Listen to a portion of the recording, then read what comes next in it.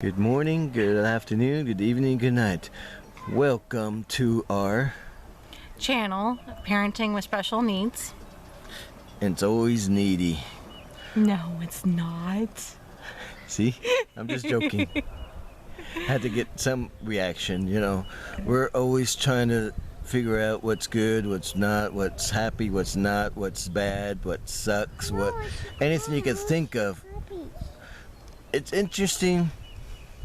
I'm 50-50 not here, 50 here. When I'm off on the weekends, I'm here every day. And when I'm here, when I'm not, I try to spend as much time with my kids as much as possible. So, like this one, she's so demanding. Okay. But you know how it is, being a family person. You have to always put your kids sometimes first, but you work with it. You don't push it until you go nuts and go AWOL. And I mean AWOL up here. You can still be there, but means you ain't gonna be in this. Yeah. AWOL is literally not knowing what you're doing, but you're there. You're there physically. Mentally, you're like, holy beep, I'm getting the beep. And you understand the beep, beep, beep. But that's if you let it get too much. Yeah, that's why we practice self-care. You gotta put yourself out there too. You can't just focus on just the kids.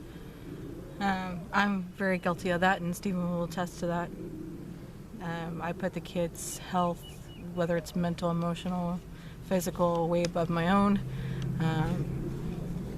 And so I'm working on that. That is my New Year's resolution starting in April. So, yeah. So That's our Ash Wednesday. So are you back to work full-time, overtime? Well, I'm back full-time, working on overtime, not just back into my old screen printing. I'm helping the embroidery now, since I know how to help. And if we don't have work in the back, I go help up at front, because I could multitask in the type of work I do. At least I don't know how to run the machine, but I know how to do everything else. But I will not ship, and I won't ship it. I will receive it. It's easier receiving it than shipping it. Well, y'all don't really ship that much, really. Y'all have more pickup than shipping. I'll pick up, set it up, whatever. So, one of the big updates that they had was Stephen went and had his artist do this to celebrate Autism Awareness Month, and we've been putting on our cups so we know which ones are ours. And then they changed the logo for work. I kind of like it, not just because it's purple, but because of what it is and kind of how it ties into this episode of our son is a zombie due to his medication. So, You know, I should tell him there's that. So we'll catch you in the next segment.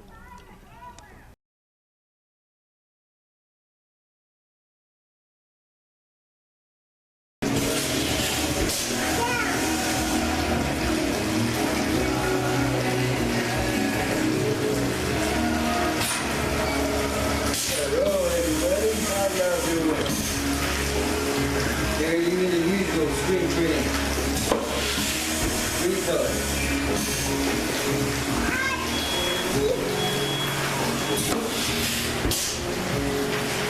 Carry the bell.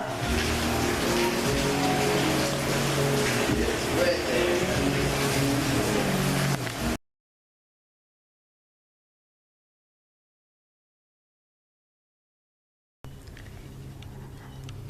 So this is Silas. Silas, you want to tell them what you like? What are your favorite things? I like firemen and peanuts and things and cars. Cars. So you like firefighters, police officers, trains, and cars. That's cool, bud. So that was Silas. He's our normal Silas. The Saturday after Good Friday, he started on new medication, and we started seeing slowly but surely that his awareness, his emotions were out of whack. He was more emotional. He was sleeping more often. So we called the doctor up Tuesday, and they said go ahead and increase his intake. And so we did that. Wednesday, when I took him to therapy, he fell asleep in the car. I had to carry him into the school, and I let them know like he might be cranky. I just woke him up, and they said okay, they didn't have any issues with him. Thursday was his first full day at school on the medication, and they said he fell asleep for 10 minutes in art, and that he, except for that, he had a perfect day and was able to focus. Thursday was the only day this week that he did not fall asleep on the bus coming home. He probably would have done it Friday if he was able to ride the bus, but Fridays is our occupational therapy day. So, and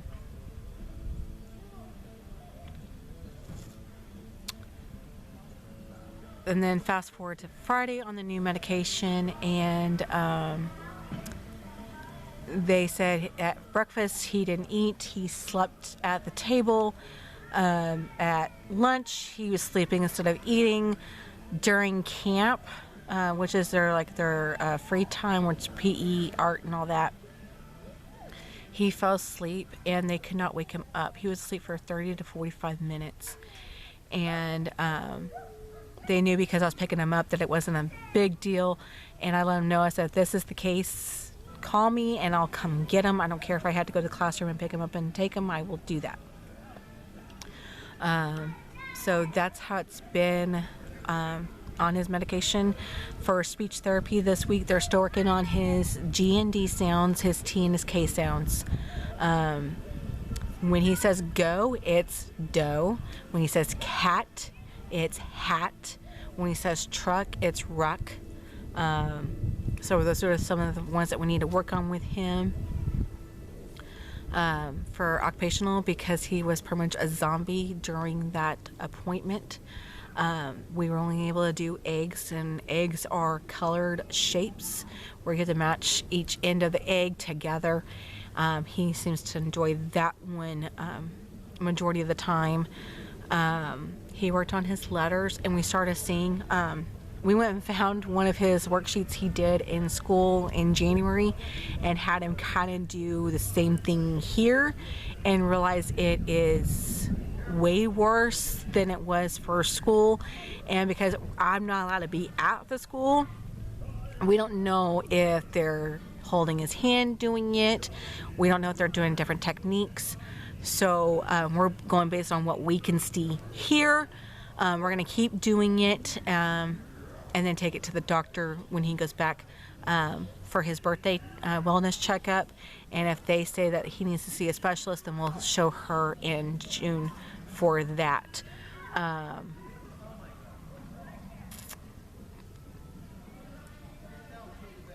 We're also still working on his buttons. We didn't do that this last week due to him being that way. But that's one thing that we are going to continue working on him with until he can master it more days than just that one. So that is Silas's update, and we'll see you on the next segment.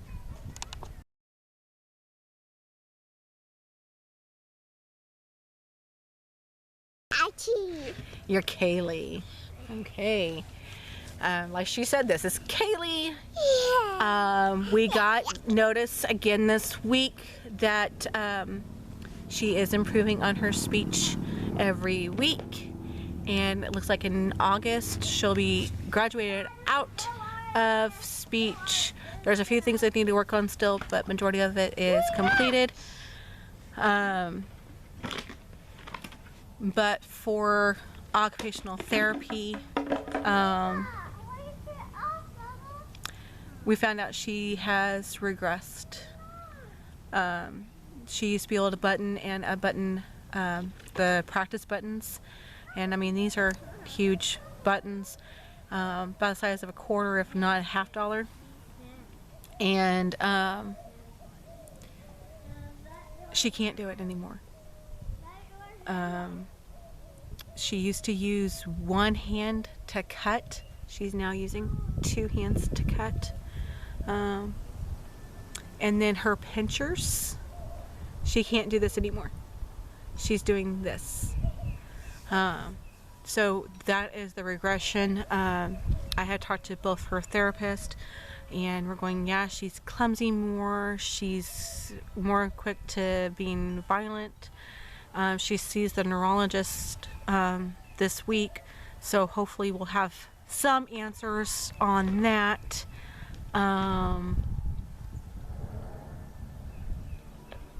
Yeah, I think that's it for Kaylee, and we'll see you on the next segment.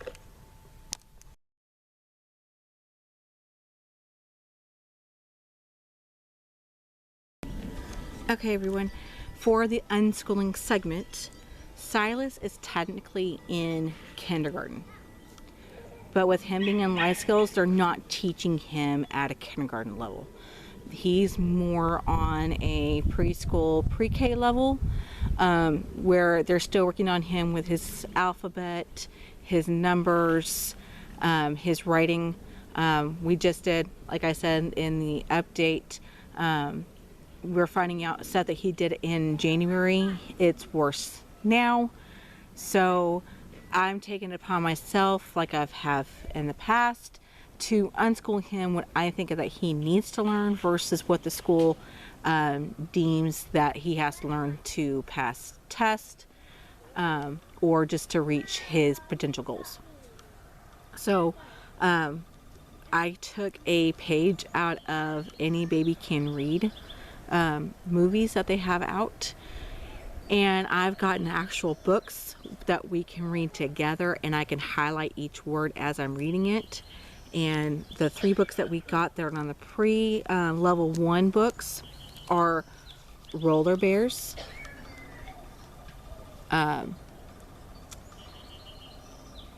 he has not read this one yet. None of these books have been read yet, but we're hoping that it can help him. Next one is Daniel Tiger's Baking Days, and then we have Colorful Days. Now, Silas chose to learn about birds. That is our unit study for the next at least 2 weeks, could go to 2 months, depends on how many books I can get and what we can get. But the first one I found was actually not a bird book, but I figured it would be something that he might want to learn about. And it was the only book they had at the time, and it is Bats. Sorry. Okay, so the next one is Pelicans. Then we got Penguins. 101 Facts About Eagles. Loons. Birds of Paradise. Owls and Owlets. Toucans. Ducks. I don't know if you can actually see it. Crows and hornbills. So for those who do not know what unschooling is, if you haven't grasped onto it just yet, unschooling is where we let the kids choose what they learn. We have done studies on the armed forces, first responders, majority of firefighters. We're doing it at their level, so it's really kind of difficult at times to find stuff that maybe they can understand. But I have taught them that reading gets you everywhere, so we do a lot of it that way. And then of course with the speech and occupational therapy, that's pretty much unschooling as well. And they're focusing on what they need to work on. And then there is some series on Netflix that I would like for him to start watching. We'll probably watch them over the weekend. Not over the weekend, but over the summer. And it's do the same thing as your Any Baby Can Read. It highlights the words as they're read to them, and it's on Netflix. So there's that. He loves learning about tornadoes. I don't know where the fascination came from, but that's one thing that he watches majority of the time. In fact, majority of the time, he wants to watch Twister, and then he'll go watch other videos about tornadoes. We found the documentary series about tornadoes, and so that's our unschooling. One book that we're reading to try to show that not all reading has to be for learning is Boxcar Children. We are, we're on chapter 7 of it.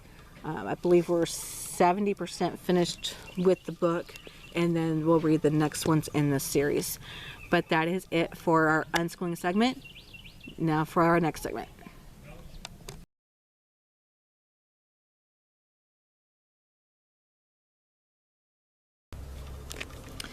In this segment, we are going to talk about self-care reading. I'm the type of person that likes to listen and read to a book. If I'm up really early, like 2, 3 o'clock in the morning, there's times I can read. If my eyes are too blurry, but I can't go back to sleep, then I'll listen to a book. The kids are in therapy 3 days a week, and so I'll get really into a book and go, I don't want to put it down. So with me having the audible version of it, I'm able to keep reading or listening to it while I'm driving, while I'm in between taking the kids to therapy, doing the transition type deal. So it makes it easier for me. There are some books that you cannot get in Audible, or you cannot get in actual book form. I'm really having that struggle right now. There's some library books that you can get. They are ebook, but you're only allowed to read them through Libby. And the only way you can read Libby books is on your phone or your computer or iPad. I don't always have my device with me, but I always have my Kindle. So the majority of my books that I get for Kindle, just so I have it. I have been known to kill my phone due to reading, and so I'd rather just have my Kindle as much as possible. If I can't have my Kindle, I would love to just have the hardback book. And one of the nonfiction books that I'm reading right now is The Virtual Leader by Takeo Hirata. And it goes back to the beginning of the pandemic. So a lot of companies went to remote work. Well, when they went to remote work, they got rid of the commute. So people were not listening to their favorite radio show. They weren't listening to their favorite podcast, their favorite book, and that length of time it took them to get to work. So everybody started getting really depressed. I guess that's the word for it, because of that situation. And it wasn't just the commute, it was their rituals when they got to work. So for like Steven and I, because it's an hour commute, typically what we would do is we would listen to our book, and once we got to work, it was okay, use the restroom, make sure we had enough things to drink, and then get in our work area. And yes, I'm saying that me and Steven, because there was a time that Steven and I worked together, and it was nice. In a lot of ways I'm glad we don't work together on a day-to-day basis. And it wasn't anything to do with our mental state with each other. It was what's going on around us, where we felt like we really couldn't vent, and because the other person knew what was going on. So there was that. But it's all of that. It's okay, so we would get our stuff ready to go and then start our day. Well, when remote came around, we didn't just get rid of the commute. We got rid of, okay, now I have to go to this person's office to get these documents, and then go to my desk, put them in order of how I'm going to enter in the system from my perspective. For Steven, it was, I have to go to this section, get my work order, get the shirts, go on. So yeah, for him, he can never be a remote worker, but for what I do, it's everything. I mean, I couldn't be trained in what I do in person because of the stipulations. So I was taught over Zoom. Well, it got to the point where, okay, we're open now. We can do more. Well, if you don't come to the office, you're not going to succeed. And it's like, you can't say that. why don't you make it where you can succeed? I mean, I know there's certain clients out there that rather meet with me in person, and as long as they're within an hour drive, I have no problem driving and meeting with these clients. But majority of my clients love that instead of having to drive to my office or have me meet them somewhere, they can just jump on Zoom, get it over with, and we're done within, I mean, I think my shortest call was like 30 minutes, and the longest I was on a call was 2 hours. So it wasn't where, oh, she's got to worry about her commute to the next appointment. We have to cut this short. It's, no, we're able to communicate a little bit longer. So yes, there is positives and negatives to remote work, but if you can do remote work and you love what you do, please stay with it, but try to go back to your original rituals so that you do not get burned out and you do not start resenting your position. So that is one of the books I read for nonfiction. The other book I read is How to Master the Art of Selling by Tom Hopkins, and that book I am actually I'm actually listening and reading it. So it gets me really well when I can listen to it, 'cause especially for nonfiction, it takes me a while to get into the subject, even if it's something I really want to learn, because I start feeling like, okay, is this the only thing I'm doing all day long? I feel like I'm back in, elementary and high school when we had to read these books to do a book report. So it takes me a while to get back into it. So especially when I'm starting off on a nonfiction, I would like to listen to it audible, especially when this book is 15 hours long audio. So it's going to be a long book. And so I like that aspect. There is times that I do not read it or listen to it in the car, but I have that option and I love that. So I'm only in chapter 2 of that one, so when I get into more of it, I will be happy to give y'all more of an update on that book. Now for my pleasure reading, I am reading Treasured in Turtle Bay by Jess Mastrokos. I know I butchered her last name, I'll be honest with y'all. This is the second series I've read of hers. Both series that I've read are military romance books. And I like how she really gets into what it takes when the military personnel, especially Marines, she's following Marines on this one, what it does to the families when they're deployed, what it takes for them to, get to the process of being deployed. She has it where every 3 years they move. I don't know if that's accurate. I don't have military family that I've had to worry about that with. I mean, my aunt was in the military when I was younger, and I really didn't get to understand where she was, especially when she was already living out of state at the time. And then the rest of my family was military before I was even born. So I don't know how often they're moved or anything like that, but it was kind of neat to hear how that is done. But in this book, the characters met months back, and at the time she was engaged to be married to somebody else. Well, since then, that fiance has left her to get with a supermodel. So she's on a honeymoon by herself, and this gentleman is willing to pretend to be her husband because she forgot to cancel certain things to make it known that she is single. I'm at the beginning stages of that book, so I will let y'all know when I read more of it what's going on. And the last book I am reading for pleasure is Never Seduce a Scot. Now this one I have it on audio and Kindle, and I love it because I love how they do the Scottish accent when they're reading the dialogue, and so that's been really enjoyable. I cannot wait for this week to be able to listen to it in the car when I'm doing the therapy. I'm really enjoying it first thing in the morning. So, I mean, that's been nice. It is a historical romance book, and it's really interesting on how things could have been in the old Scottish days. And that one is written by Maya Banks. So that is everything I am reading and listening to. Let's go to the next segment.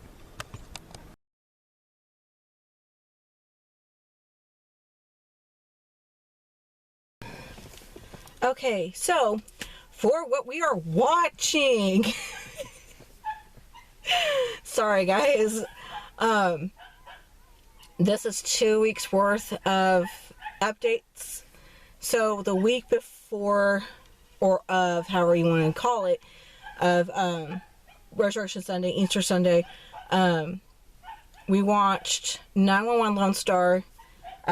It was a weird episode in the fact that the opening segment was where these two boys are playing in their yard. And they throw a ball on the other side. And you know, you have some of these neighbors that something goes on their property, it's theirs. They're not going to give it back to you no matter what. They don't care if you're a child or if you're an adult. So they threw the ball over on the fence and the lady kept it. So they went and got their bow and arrow out and they're getting ready to shoot at a target. And their dad comes out. What are you boys doing? And distract them. And they shot the arrow into the neighbor's yard. Well, it went through her neck. Just barely amidst her important organs in her neck. And the paramedic, Captain Vega, goes, honey, when did you get this lump in your neck? And she goes, it's been there for a little bit. Not for very long, but it's been there. Well, does it hurt? And she goes, yeah, now that you mention it. So she goes, I think you've got cancer. And she goes, oh my gosh, it's a death sentence. And she goes, no, I think that arrow just saved your life. Because if it wasn't for this arrow, you would not have gone to the doctor. You would not have found out in time. And it would have cost you your life on that. She goes, oh my goodness. So that was on Tuesday night. Wednesday night, we watched our Chicago series. And here's an update for the week before. I went back and watched Chicago PD. And it was where Kim was still struggling with her PTSD, and she's going to therapy to try to overcome it for the shooting that happened to her a year ago. And the therapist goes, hey, go ahead and bring in your life partner, and let's see if there's anything that we can do together to help you overcome this, or not really overcome it, but learn how to live with it. So he comes in and he's like, well, you know, even when we first got together, she's always kind of like pushed me away, and it made her really look at why she did it. And I don't know a whole lot of her story, but I know from my perspective, since my past relationships, especially with my now ex-husband, I sometimes push Stephen away, and I don't mean to. But I go back to all the times that my ex pretty much abandoned me when I needed him the most. And I feel like Steven might do it. And it's nothing against him. He's never gave me this feeling or idea that he would do that to me. But because of my past, it sneaks up on me once in a while. And I'll start pushing him, and he's like, I'm not going anywhere. And so he has to affirm our relationship, and I think that's what Adam needs to do with Kim. But let's go back to the week of Easter. We watched Chicago Med, and we got to see how technology can help people and how it cannot. How it can help people is this one gentleman. He has been folded in half for most of his life, and technology being the way it is now actually helped him straighten out. So for the first time in years, he got to sit upright and see the world in a different perspective. Now, the way that it can hurt us and others is that they had this pilot program, and what it was that the AI would update the patient's file in real time, where patients can see it and tell them, hey, you might have XYZ, and you need test ABC to find out for sure if you have it or not. Well, this one patient goes, I've looked everything up, and these are what I think I have. And when the AI said, yeah, you might have it, you need all these. I need this test. I need this test. I'm not leaving here without this test. Well, while they're in a part of the procedure for a test, she had a allergic reaction, I believe, to it. And they go, this is not life-threatening. And she realized that, maybe she doesn't need to know everything. She does not need to self-diagnose. Maybe she needs to wait for the professionals to do it. So we had that happen. Also, a way that it could hurt people is they had it where if the ER got too loud, the first thing that would happen was that the lights would turn red to let them know, hey, you need to quiet down. This isn't great for patient care. And if it got louder, then the alarm would sound. Well, they had a patient come in. He was schizophrenic, and he thought that because he was at the ER, he was going to be captured, and he's freaking out.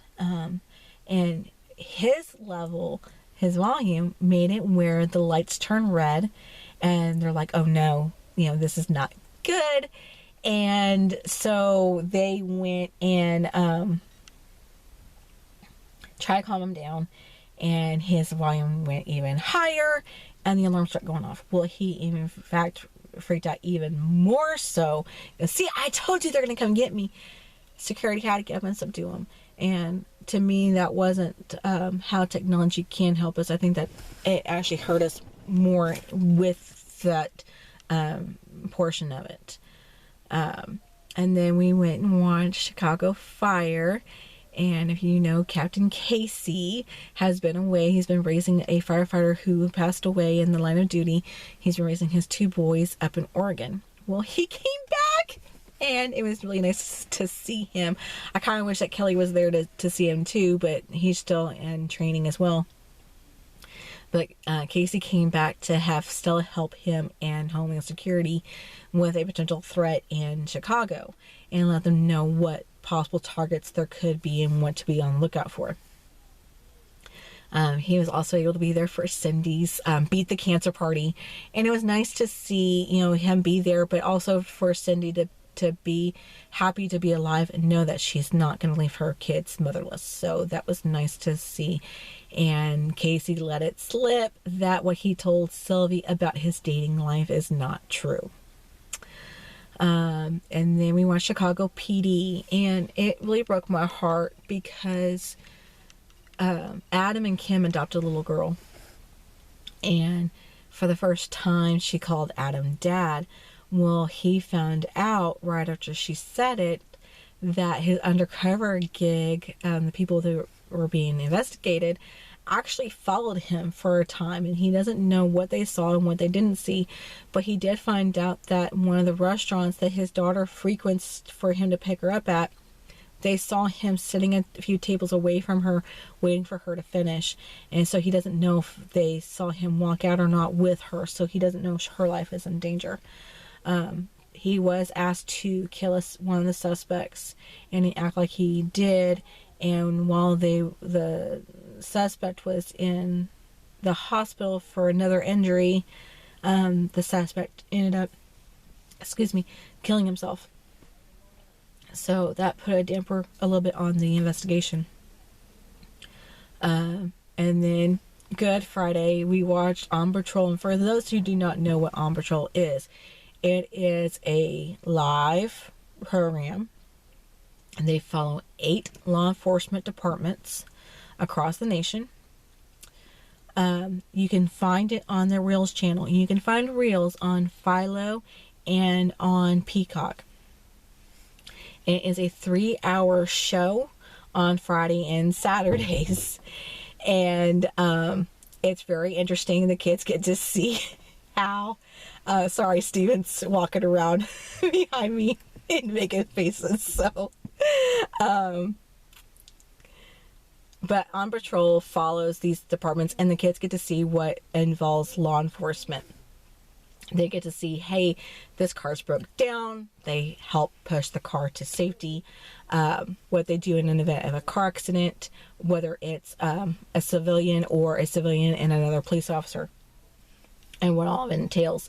Also, we get to kind of see the different laws in each state and kind of know what the differences are. Like, not every state has the same laws for certain things. So that's nice to see.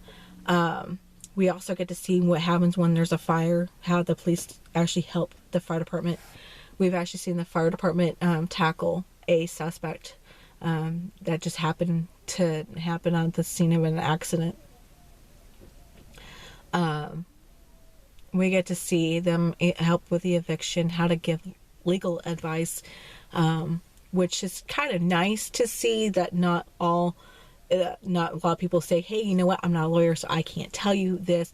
A lot of times they go, no, if you can show me where the law states this, then we'll work on it. They like one night they had a lady fighting with her landlord, and the police officer let them know what it was. So that's just a little take on that. So let's go to Good Friday. A gentleman went up to Captain Danny Brown. Our family calls him the Nose, and you'll see why in just a little bit. But this gentleman went up to Captain Danny Brown and said, hey, I know you're going to get me. I know you're going to get me. And he goes, what are you talking about? He goes, I got to tell that out. Okay. I'm not even looking at you. He goes, I just got out of my car. This isn't a traffic stop or anything else. He goes, no, but you're going to get me. And he goes, okay, when did your taillight go out? He goes, it just happened. It just happened. Do you know why it went out? No, I don't. And Danny goes, do you want me to come over there and look for you? Sure. Okay, Danny is about maybe 2-3 feet away from the car when he realizes that the car has a smell of marijuana coming out of it. And he walks up and he goes, yeah, it's definitely your car. How much weed do you have in your car? I want you to be straight up with me. And he goes, you smell it, huh? He goes, oh, I already finished it all. I don't have any. And Danny walks around the car and sees that the windshield is just shattered. I mean, this is not a roadworthy vehicle at all. And he goes, what happened to your windshield? He goes, oh, I bought it that way. Well, how long ago did you buy it? 14 days ago. Well, I hate to tell you this, dude, but you're not supposed to have this car on the road. He goes, I'm just trying to get home. I'm just trying to get home. I'm trying to get off the road. And he's like, okay. Well, because of the marijuana smell, they had probable cause to search the vehicle. So they start searching the vehicle. They found out that he had a ticket that was older than 14 days ago, and with him being the driver. So he knew, all along this wasn't supposed to happen. Kind of find out he had a suspended license, and he had 3 blunts down to the bottom of it. And they're like, oh my gosh, what were you thinking? And Danny goes, just to let you know, we were not doing a traffic stop. We were here for a restroom break, and this gentleman came up to us and started all this. So you never know what you're going to see on live. That was interesting. And then Saturday, the sheriff deputy was at the gas station just to get a drink and saw a gentleman ram into a gas pump. Well, what it was the dividers between the gas pumps, the cinder blocks. Well, he ran into that, thank God. But the deputy saw it, and he went up to the driver, and he goes, hey, are you okay? What's going on? And he gets out of the car, and the suspect goes, I didn't run a stop sign, dude. I don't know what you're talking about. Well, here comes the sheriff deputy that was chasing him. And he goes, he just ran into a stop sign just a little while ago. And so the first deputy we see on the scene goes, I'm sorry, dude, but you're under arrest. And the suspect takes off on foot. Well, they tackle him to the ground. And as they're picking up, oh, you're going to do me like this now, huh? And I'm like, oh my gosh. Are you crazy? But when they picked him up, they found a bunch of cash on the ground where he was laying. And it was enough to pay these deputies like for 18 weeks or more. And they're like, okay, now we really need to search him, all that process, start the process with him. And they open up his jacket. Well, it's a zipped pocket on his jacket. So they unzip it, and the deputy goes, "Hey, give me some, son." And the suspect goes, "What?" And he goes, "I just found a bunch of dope in your pocket." He goes, "Oh, I've got dope in my pocket now?" And he goes, "Well, I didn't put it there. It was zipped. My body cam got it, and the media cameras got it. There's no way you're going to get out of this." Well, they finish pulling everything out of his pocket, and they go to his car, and they found more drugs and money. He has been charged with trafficking cocaine, possession of a scheduled number 2 substance, possession with intent to distribute,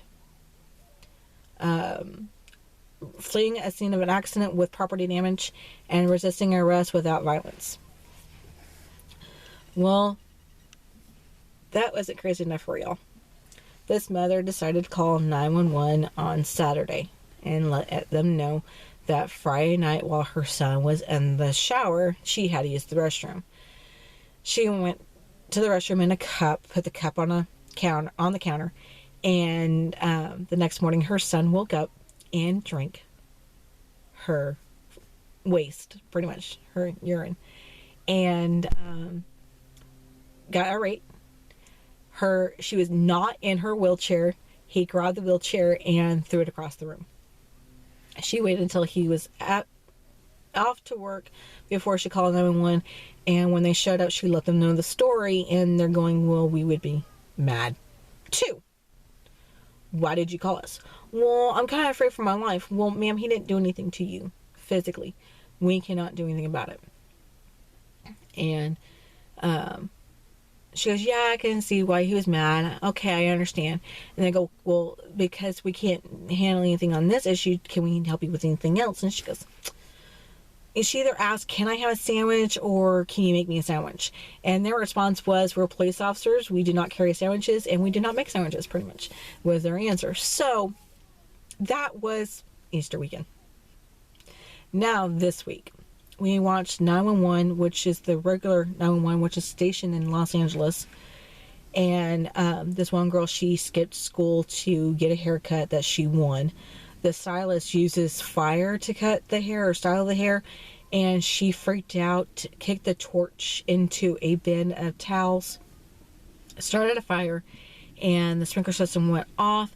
And kind of find out she's allergic to water. So everywhere the water hit her skin, it burned her. Her mother did not know she skipped school, so I'm pretty sure she got more trouble than just the burns, but they never showed it. But while they were taking her to the hospital, Hen got a call from her wife stating that Denny did not come home. He has not rode the bus in over a month, and Hen's just getting ready to go look for him when here he comes walking in the ER, with a paramedic right next to him, and she's going, "What happened?" And the paramedic didn't know who Hen was, and she goes, "Your son is fine, but your husband is in surgery."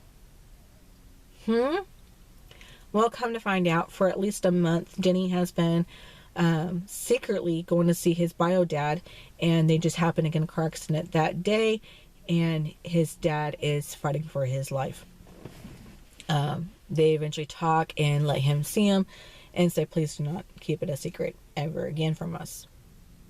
On 911 Lone Star, we had a repeat offender. Well, this one couple, they're getting ready to get a divorce. They're fighting over their home. And it was a trailer. The soon-to-be ex-husband is driving the trailer irate, and in fact, they lose the house. They end up getting back together and sued Marijuana for her part in it, trying to get the wife out, and saying that she was just rude to her. Well, Marijuana didn't have to pay anything, and she didn't have to apologize. But on this episode, they had a GoFundMe page, and the supporters helped fund a new house for them. Well, instead of getting a new house, they went and got this really expensive car. Well, they wrecked the car. And Marijuana goes, "They're going to have to apologize." And she went on her Instagram and said, "Hey, whoever gave you money to this couple, this is what they did with the funds." So That was kind of fun to see the karma hit that couple. And then there was no Chicago series this week. It was all reruns. And then I did not watch On Patrol Live this week so far. I went back and rewatched Saturday because it was just where I had to have a laugh for a little bit with the week that we've had with regards to Silas. Good week for us, but we know it's getting better. But I did watch the beginning or the rise of the Pink Ladies from Greece, and there's only 3 episodes, and you can find that on Paramount Plus. At least that's where I'm watching it. And it's interesting how they got started. I always thought that the T-Birds and the Pink Ladies went together, and that's not the case. So watch it and see what you think about it. But that is what we are watching. Stay tuned for the next segment.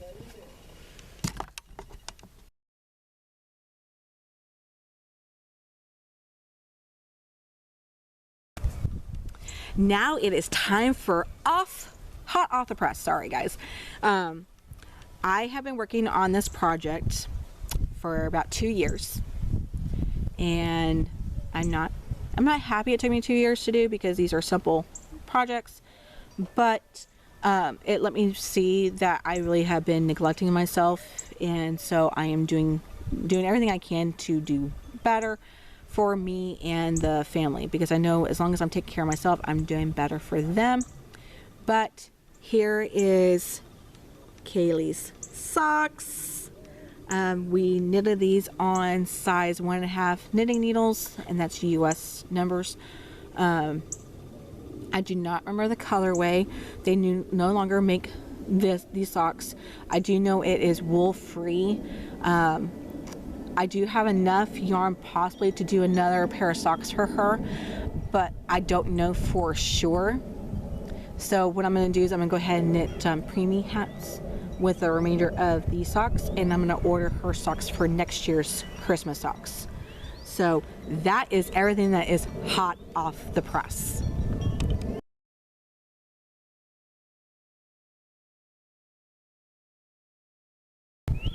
Okay, so now what is on the press? Okay, so I started these Thursday. I ended up having to frog Silas's entire sock because I really just messed it all the way up, and I redid it Friday. This is everything I had done. So when I took pictures on Facebook, I had just done the ribbing on it. So when I finished doing the ribbing, I went and put the marker where the picture was taken, and then I went and picked it back up and just started doing it. So from the marker to the needles is what I did Friday and Saturday. And those were Silas's Christmas socks. And here is Silas's socks were also done on size 1.5 US needles, and this is Steven's, done on US size 2 needles. Same thing. I took the picture Thursday, and that's what I had done, and this is what I have done Friday and Saturday. Steven's socks, I don't know if they make that yarn anymore. Like I said, for Kaylee's, they don't make Silas's sock yarn anymore. I'm thinking for both of the kids, I'm going to have to start knitting in cotton because of their sensory processing disorder, which if you don't know what that is, it's where they're really sensitive to certain textures, certain fabrics, certain sounds, your senses. So then here is Kaylee's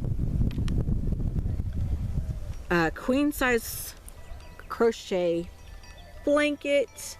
I don't know how much you're going to be able to see. It's the Narnia colorway, and this is my own design. What it is, it's a freestyle. I'm not writing anything down at all. I don't even know how many chains I chained to get this position. I just grab whatever hook I have just to experiment. she's going to love it no matter what I do. And I trade off so many rows as single crochet, so many rows is double crochet, and go. The problem with that blanket is when she sees I'm working on it, Mommy, that's my blanket. I want it now. And I'm not even halfway to the point. So she just covers what she can, and I can't work on it. But that is the only time I can work on it is during the day. So if you don't see it for a while, that is why. Even this last week when I worked on it, I only did like maybe 20 stitches, and then I had to put it away because of her. I'm looking for Silas's corner to corner blanket that I'm doing for Christmas for him. I haven't picked that up. Main reason is because his colors are so dark that it starts messing with my head. His colors are red, blue, and black for Spider-Man. And those were the colors that he chose, which I have no problem with, but it just makes it where when I'm trying to work on it, it makes me kind of go where I want to go to sleep instead of working on it. Her blanket's the opposite. It's so light and fun colors, and so I want to just keep working on it. But that is what is on the press, on the needles, on the hooks, in progress, however you want to call it. So let's go to the next segment.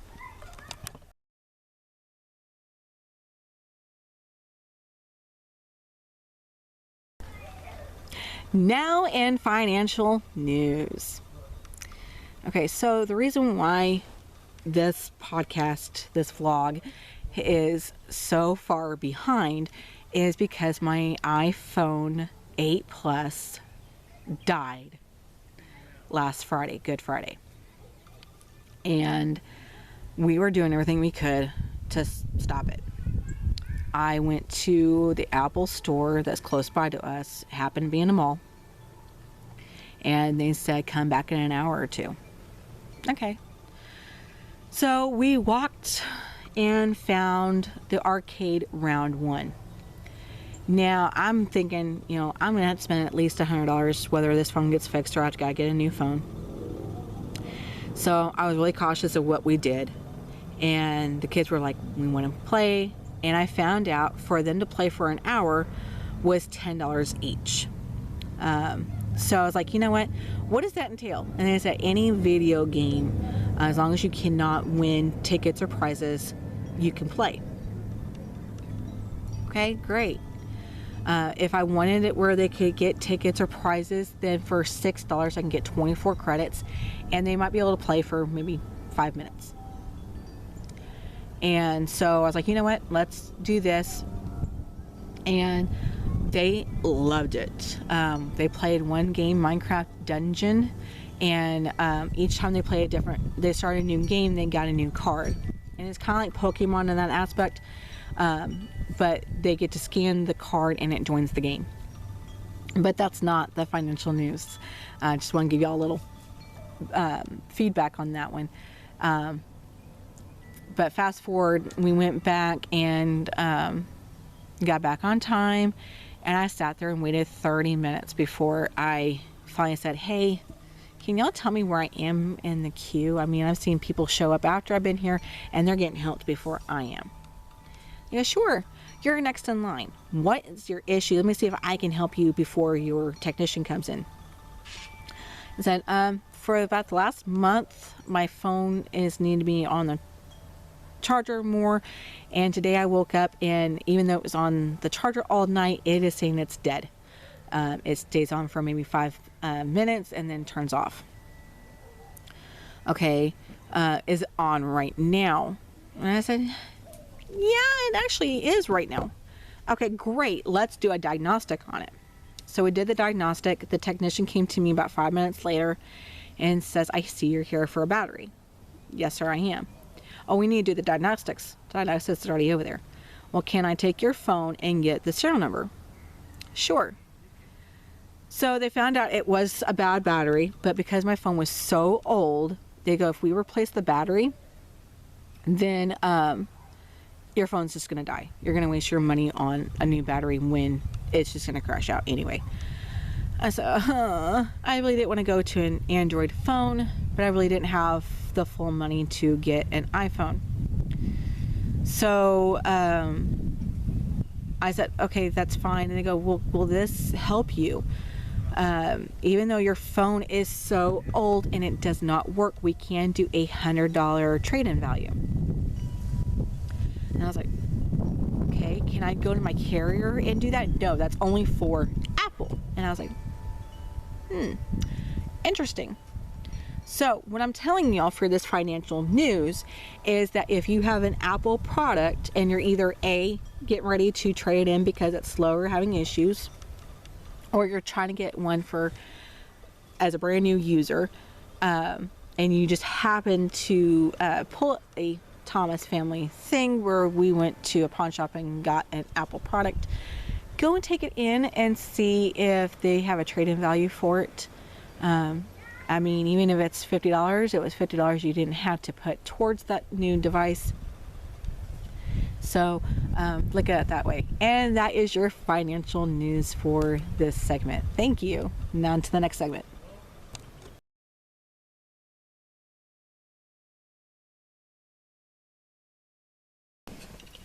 So everybody, that is our updates for the week and of what our self-care is. Please, I'm going to stress this every episode. Please practice at least one act of self-care. Exercising is one of them. Reading, watching something that you want to watch instead of just watching what the kids want to watch. Starting a new craft, new hobby. Even if it's something you could do with the family. There's Pokemon, where you play on your phone. Geocaching, stuff that you can do with the family. It does not have to just be for you, but at least practice one thing for self-care this week, and we will see you next week. Bye everybody.